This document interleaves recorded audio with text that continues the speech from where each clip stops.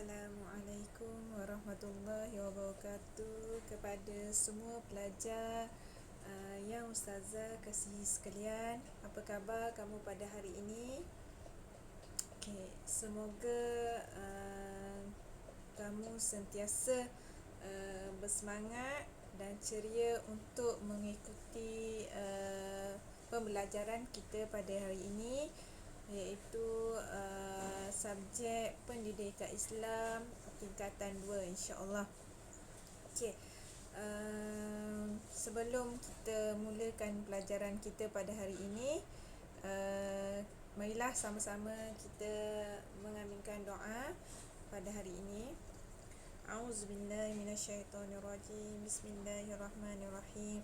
Hamdan hamidin, hamdan syakirin, hamdan salihin, hamdan yuafi ni'amahu wa yaghfi mazidan. Ya Rabbana lakal hamdu kama yanbaghi li jalali wajhika wa azimi sultanik.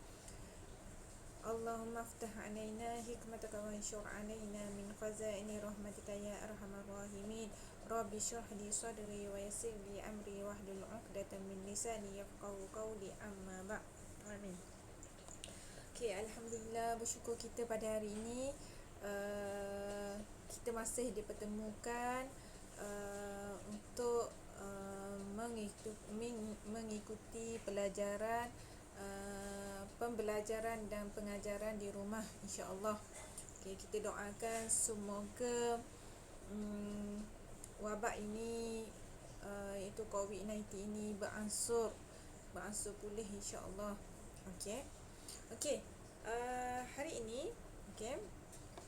Hari ini insya-Allah kita akan belajar tajuk baru, tajuk insya-Allah tajuk yang menarik. Tajuk yang menarik pada hari ini insya-Allah. Apa kita nak belajar pada hari ini?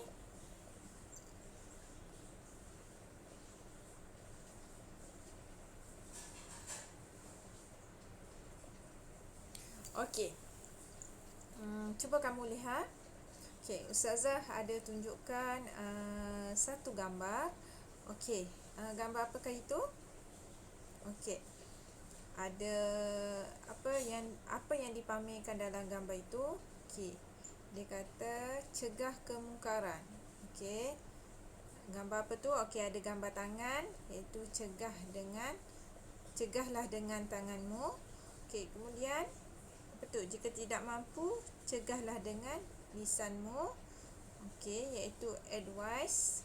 Yang pertama tu action, yang kedua advice. Yang ketiga apa tu? Gambar hati. Jika kita tidak mampu, maka dengan hatinya, iaitu disagree. Jadi tajuk apakah yang kita nak belajar hari ini? Hari ini kita akan belajar tajuk tajuk pelajaran ke-9, iaitu tajuk yang pertama dalam bidang hadis. Tajuk yang minggu lepas kita dah belajar tajuk pertama dalam bidang Al-Quran. Hari ini kita akan belajar tajuk yang pertama dalam bidang hadis, iaitu tajuk mungkar dicegah, hidup bahagia.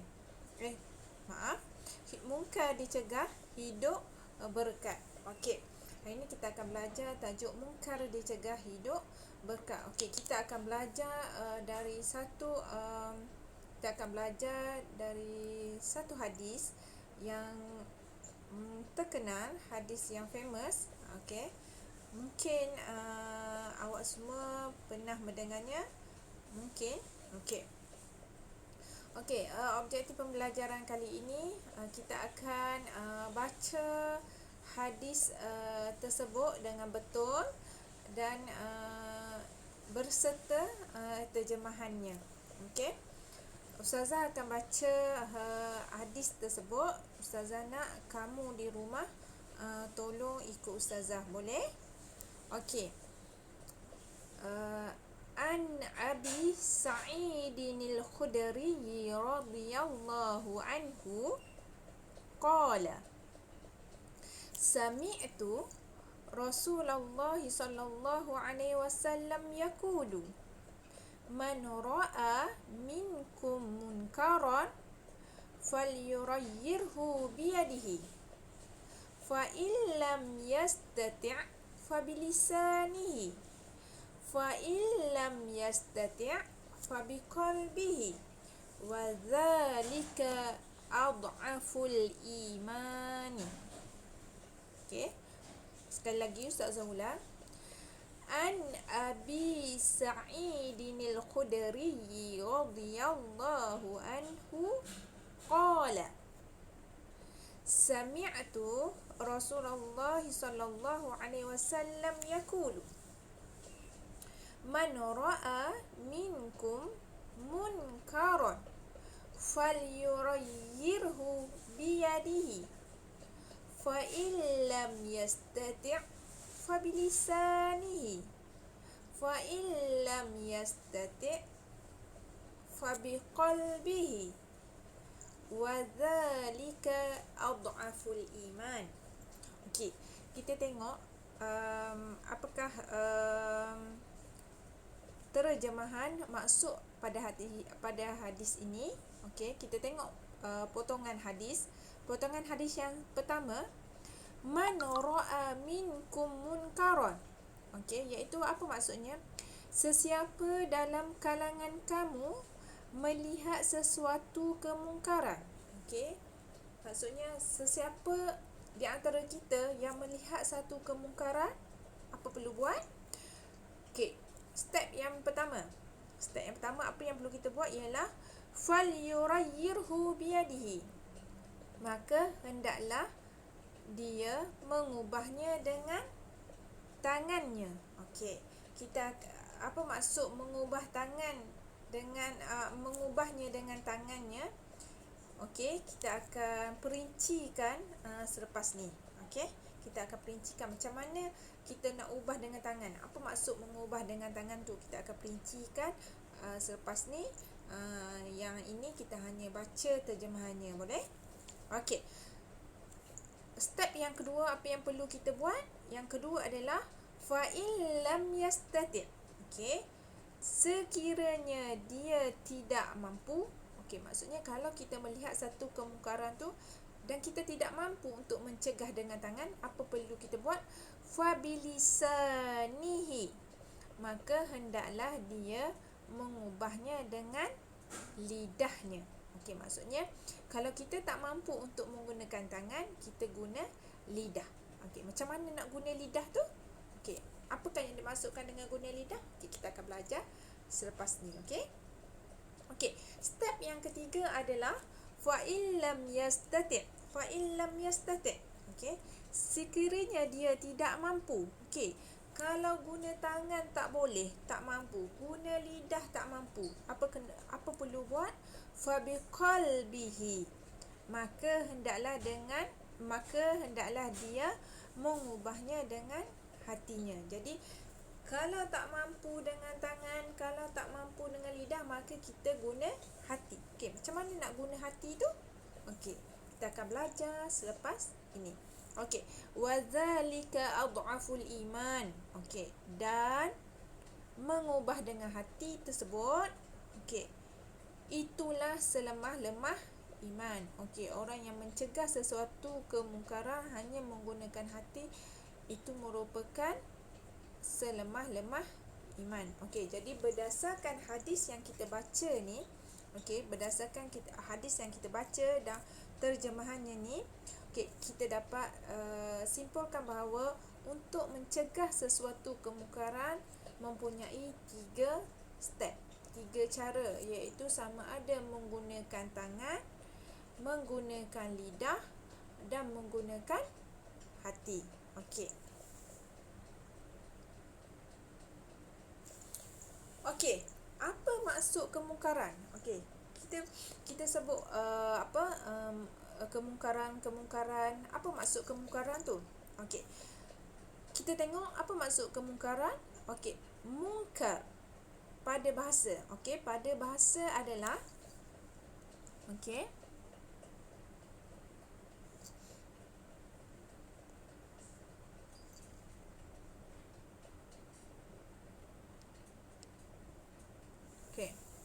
mungkar dari segi bahasa adalah perbuatan atau perkataan yang dianggap buruk oleh akal yang sihat. Okey, maksudnya apa? Maksudnya akal kita ni, akal yang dianugerahkan Allah ni, kita boleh bezakan, oh, perkara ni tak baik, perkara ni buruk, perkara ni elok. Maksudnya akal kita dapat membezakan. Contoh, kita melihat orang lain menyakiti seseorang.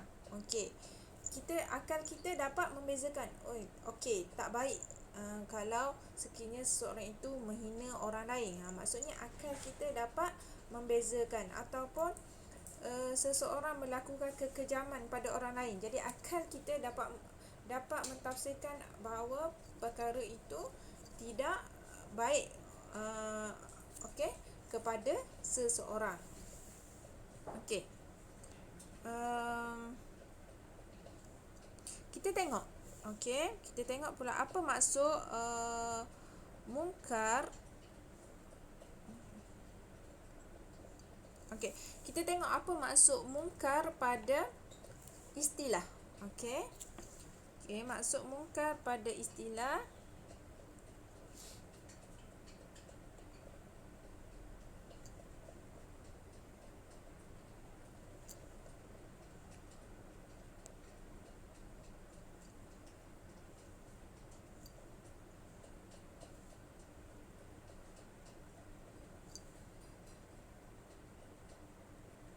Okey. Mungkar pada istilah maksudnya adalah perbuatan atau perkataan yang ditegah oleh syarak atau yang melanggar perintah Allah. Okey. Mungkar dari segi istilah adalah apa-apa sahaja perbuatan ataupun perkataan yang ditegah oleh syarak yang melanggar perintah Allah. Okey, apa-apa yang Allah larang, okey, apa-apa yang Allah larang itu adalah perkara yang mungkar. Apa-apa sahaja. Contohnya, kalau kita tengok dalam konteks dalam kelas, okey, seseorang itu menyakiti kawannya. Okey, itu ditegah. Okey, dalam Al-Quran ada disebut jangan menyakiti orang lain. Okey, tidak beradab kepada guru. Okey, itu adalah perkara mungkar. Okey, apa lagi contohnya? Okey, ataupun kita tengok dari segi konteks luar. Okey, perkataan perkara-perkara mungkar. Okey, contohnya apa? Melakukan, contohnya okey, dalam konteks luar, mencuri. Contohnya, okey, itu adalah perkara yang mungkar kerana ianya telah ditegah oleh syarak, okey, oleh agama. Siapa yang larang? Allah. Okey. Jadi bagaimana seseorang ni dapat menghindarkan diri daripada melakukan perkara yang mungkar? Iaitu dengan cara bagaimana? Dengan cara mempunyai iman yang kuat. Okey. Macam mana nak dapat iman yang kuat? Okey. Iman yang kuat dapat ditingkatkan melalui iman yang kuat dapat ditingkatkan melalui amal ibadat seperti solat solat yang khusyuk. Okey. Dalam Al-Quran ada disebut inna solata tanha 'anil fahsya'i wal munkar. Solat itu dapat mencegah seseorang dari melakukan perkara yang mungkar. Okey.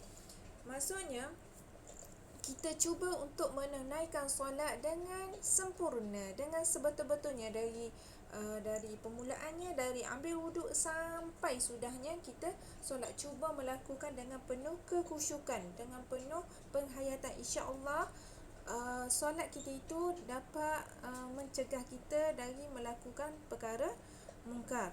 Okey. Selain itu, kita hendaklah berusaha melaksanakan ibadat wajib dan memperbanyakkan ibadat sunat serta membersihkan hati kita dengan berzikir kepada Allah. Okey. Macam mana cara untuk kita mencegah diri daripada melakukan perkara mungkar adalah melakukan kebaikan. Orang yang sibuk melakukan perbuatan yang mungkar, orang yang tidak orang yang tidak disibukkan dirinya dengan melakukan kebaikan-kebaikan, amal soleh, maka dia akan disibukkan dengan melakukan kemungkaran, kejahatan. Okey, jadi macam mana kita nak elakkan diri kita daripada melakukan kemungkaran?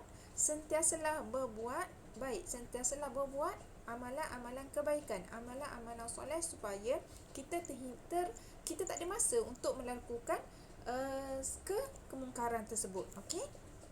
Okey, kita baca sikit firman Allah Subhanahu Wa Taala dalam surah Asy-Syamsu. Okey. A'udzubillahi minasyaitonirrajim. Bismillahirrahmanirrahim. فألهمها فجورها وتقواها قد أفلح من زكاها وقد خاب من دساها. Okey, apakah maksud ayat ni?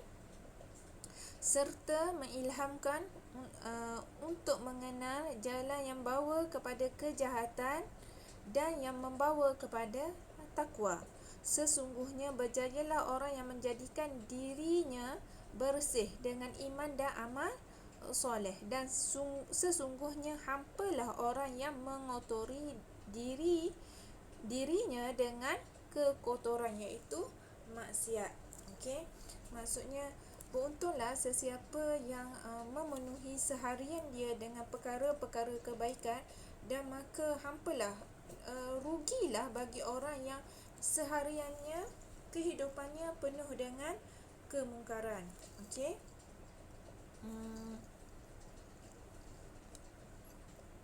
Okey, seterusnya mari kita tengok hukum menangani kemungkaran. Okey, apakah hukum seseorang apabila dia melihat kemungkaran? Apa yang perlu kita buat ketika kita melihat sesuatu kemungkaran? Okey. Okey, tengok, wajib bagi setiap Muslim menangani kemungkaran mengikut kemampuan masing-masing.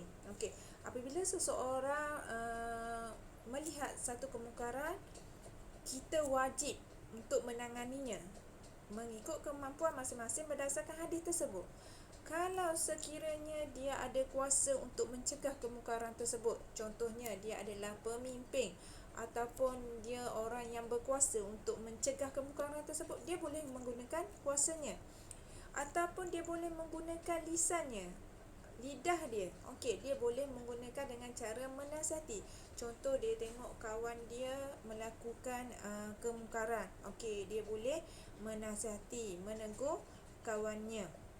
Ataupun kalau tak mampu, tak ada kuasa, tak berani untuk menasihati kawannya, maka kita cegahlah dengan hati. Maksudnya kita membenci perbuatan tersebut. Maksudnya kita jangan ikut perbuatan tersebut, tapi kita membenci dalam hati. Okey. Okey, kita baca sedikit firman Allah. Okey, apa Allah berfirman? Okey. A'udzubillahi minasyaitonirrajim. Bismillahirrahmanirrahim. Kuntum khairu ummatin ukhrijat linnasi ta'muruna bil ma'rufi wa tanhauna 'anil munkari wa tu'minuna billah. Walau amana ahlul kitabi lakana khairan lahum minhumul mu'minuna wa aktsaruhumul fasiqun. Okey, apa maksud ayat ni? Kamu, iaitu wahai umat Nabi Muhammad, adalah sebaik-baik umat yang dilahirkan bagi faedah umat manusia. Kerana kenapa kita dikatakan kita ni adalah sebaik-baik umat? Kerana apa? Kerana kamu menyuruh berbuat segala perkara yang baik. Okey, kita ni umat yang terbaik sebab apa? Kita ada menyuruh melakukan perkara-perkara yang baik dan melarang daripada segala perkara yang salah, iaitu perkara yang buruk dan keji. Serta kamu pula beriman kepada Allah dengan sebenar-benar iman. Dan kalaulah ahli kitab iaitu Yahudi dan Nasrani itu beriman sebagaimana yang semestinya, tentulah iman itu menjadi baik bagi mereka. Tetapi antara mereka ada yang beriman dan kebanyakan mereka ialah orang yang fasik. Okey, maksudnya Allah membandingkan umat Nabi Muhammad dengan ahli kitab iaitu Yahudi dan Nasrani. Maksudnya bagaimana kita dikatakan sebaik-baik umat Nabi Muhammad, sebab kita ada dua benda ni. Sebab kita saling menyuruh untuk melakukan kebaikan dan saling melarang untuk melakukan kejahatan. Itulah sebaik-baik Nabi Muhammad. Okey, kita tengok cara menangani kemungkaran. Okey, berdasarkan hadis yang kita pelajari tadi, bagaimana cara seseorang boleh menangani kemungkaran yang dilihatnya. Okey, kemungkaran ni kita mesti tanganinya dengan hikmah. Okey, menggunakan pendekatan yang sesuai dan berkesan. Okey,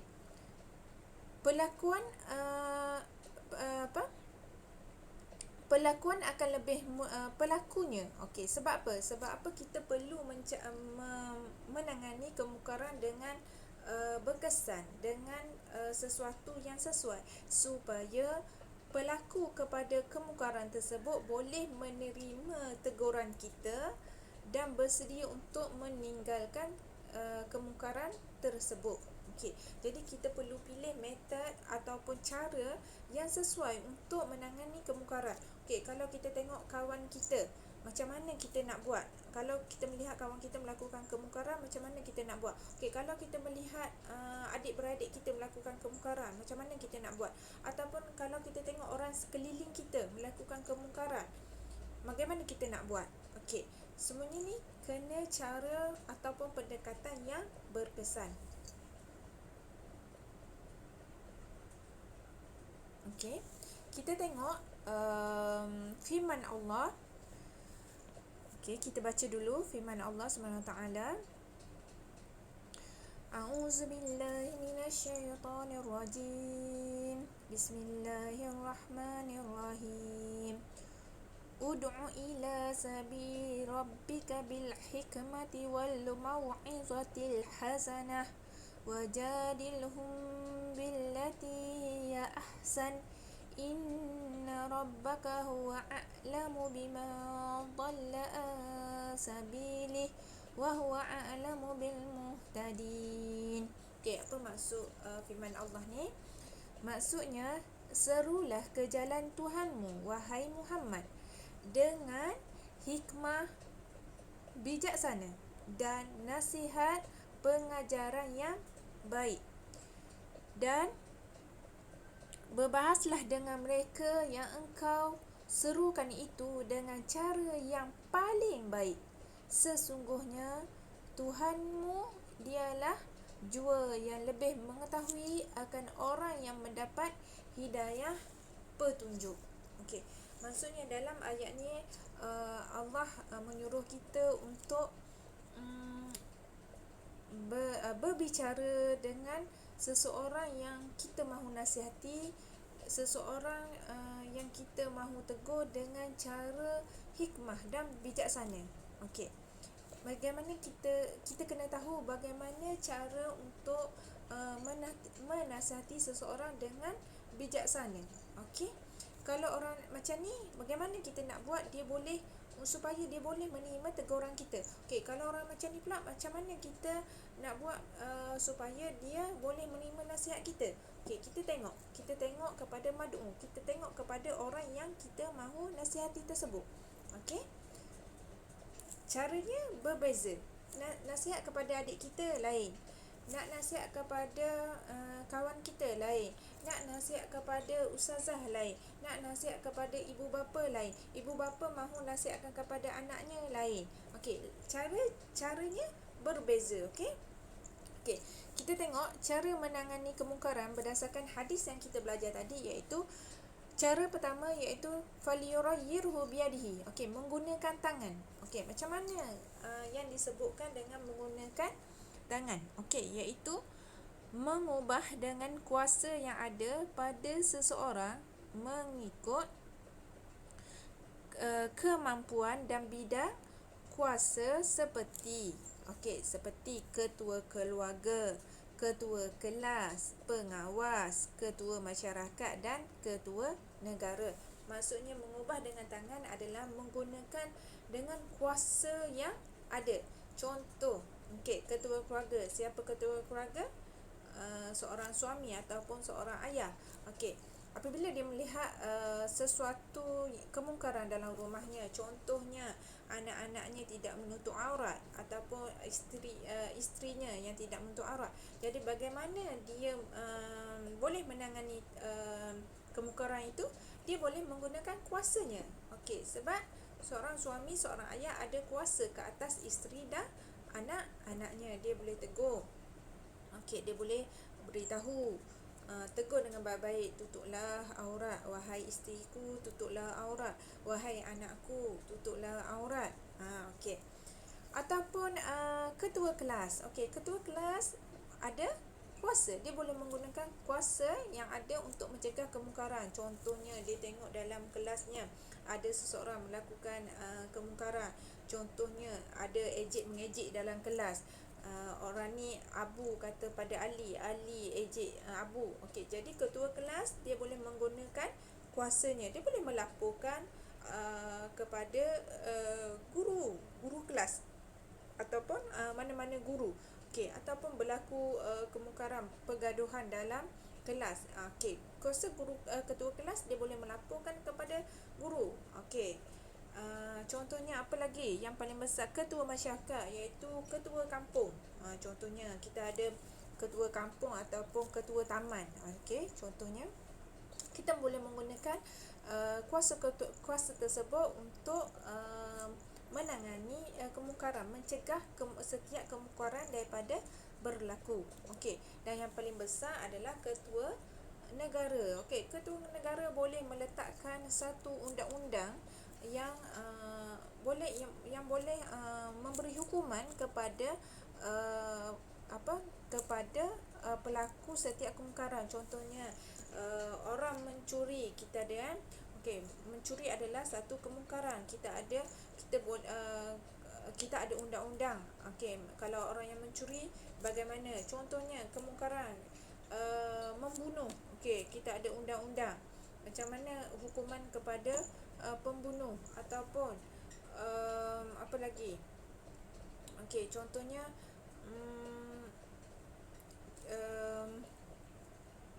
seseorang itu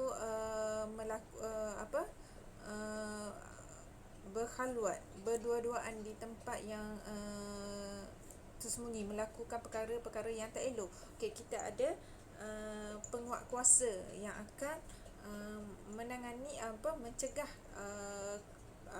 kemungkaran tersebut. Yang kedua adalah dengan menggunakan lisan.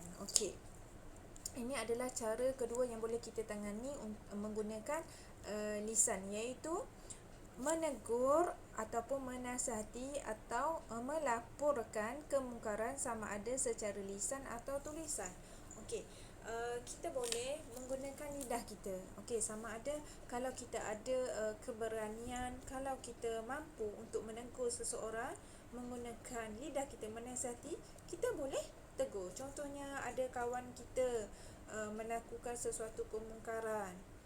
Kita tahu dia ni tidak solat. Contohnya kawan kita ni subuh asyik lambat je, solat subuh tinggal. Contohnya kita boleh tegur, kawanku jangan buat lagi seperti itu, solatlah. Maksudnya kalau kita ada kita boleh mencegahnya dengan lisan, iaitu dengan menasihati. Kita boleh lakukan dengan menggunakan dengan menasihati kawan kita tu. Ataupun kalau lisan ni bukan bermaksud kita menggunakan lidah saja, ataupun kita tulis surat kepada kawan kita, kawanku Fatimah, aku aku melihat engkau tidak solat, maka aku nak beritahu sini, solatlah. Okey, maksudnya kita boleh menggunakan sama ada lisan ataupun menggunakan tulisan. Tulisan tu kalau sekarang boleh hantar WhatsApp. Sekarang ni banyak kan orang-orang hantar WhatsApp, nasihat itu, nasihat ini. Maksudnya kita boleh menggunakan medium yang ada dalam, contoh tulisannya dalam media sosial sekarang ni. Okey, di Facebook, di Instagram. Okey, kita boleh gunakan. Okey, kita boleh gunakan semua tu untuk menasihati setiap kemungkaran yang berlaku. Okey. Dan seterusnya yang terakhir adalah cara mencegah kemungkaran menggunakan hati. Okey. Iaitu dengan cara bagaimana membenci dan menjauhi kemungkaran tersebut. Okey. Berazam untuk tidak melakukannya dan berharap serta berdoa agar pelakunya diberi hidayah untuk berubah. Okey, contoh, biasanya orang yang menggunakan hati adalah orang yang tidak mampu menggunakan tangannya, iaitu menggunakan kuasanya ataupun lisan. Contohnya kita nak nasihat kepada siapa ya? Okay, mungkin benda ni berlaku kepada kita nak nasihat orang yang lebih tua daripada kita. Contoh, kita melihat contoh ibu ayah kita tidak solat, contohnya kita tidak mampu untuk menggunakan kuasa kita sebagai anak, ataupun kita tidak mampu menggunakan lisan kita nak cakap pada mak ayah suruh solat, mungkin kita tidak mampu. Kita rasa macam yalah kan, nak nasihat kepada mak ayah bukan senang. Okey, jadi kalau sekiranya apa-apa yang kita tidak mampu, kita melihat kemungkaran di depan mata kita tapi kita tidak mampu untuk mencegah dengan tangan dan lisan, kita menggunakan hati. Bagaimana menggunakan hati? Iaitu kita membenci kepada pelakuan tersebut dan menjauhi kemungkaran tersebut. Okey. Maksudnya kita rasa kita benci kepada perbuatan tersebut. Kita benci kalau kita tengok orang yang tak solat, kita rasa tak suka orang itu tak solat, bukan benci kepada tuannya, tapi kita benci kepada perbuatan tersebut. Contoh, orang tu tak menutup aurat, kita tak mampu untuk menasihatinya. Okey, tapi kita membenci dalam hati kita bahawa kita tidak suka, kita tak nak kita tak nak diri kita pun tidak solat, dan kita tak nak diri kita ini pun tidak menutup aurat. Okey, dan kita berdoa, kita berharap, kita berdoa kepada Allah semoga pelakunya, semoga orang yang melakukan kemungkaran tersebut diberi petunjuk, hidayah, supaya suatu hari nanti dia akan sedar dan berubah. Okey, itu adalah cara untuk mencegah dengan hati. Okey. Contohnya kita melihat okey, biasanya kalau kita melihat ibu kita, ayah kita tidak menutup aurat, tidak solat contohnya, mungkin kita boleh mendoakan supaya ibu bapa kita suatu hari nanti diberi petunjuk dan sedar. Okey. Dan ketahuilah, selemah-lemah mencegah kemungkaran menggunakan hati adalah selemah-lemah iman. Maksudnya di sini, kalau kita mampu untuk menasihati, nasihatilah. Kalau kita mampu untuk menegur orang sekeliling kita yang melakukan kemungkaran, tegurlah. Ajaklah mereka ni kembali. Okey, ajaklah mereka ni berhenti untuk melakukan perkara munkar tersebut. Okey. Okey. Ustazah rasa cukuplah setakat ini pembelajaran kita pada hari ini. Kita akan sambung dengan topik yang sama, insya-Allah, topik mencegah topik mungkar dicegah hidup berkat ini. Okey, kita akan sambung dari segi hikmahnya dan yang lain-lain kita akan sambung pada minggu hadapan, insya-Allah. Okey, saya rasa cukuplah setakat ini untuk video kali ini. Ustazah akhiri dengan wabillahi taufiq wa hidayah. Assalamualaikum warahmatullahi wabarakatuh, dan selamat mengulang kaji untuk anak-anak di rumah, insya-Allah. Assalamualaikum.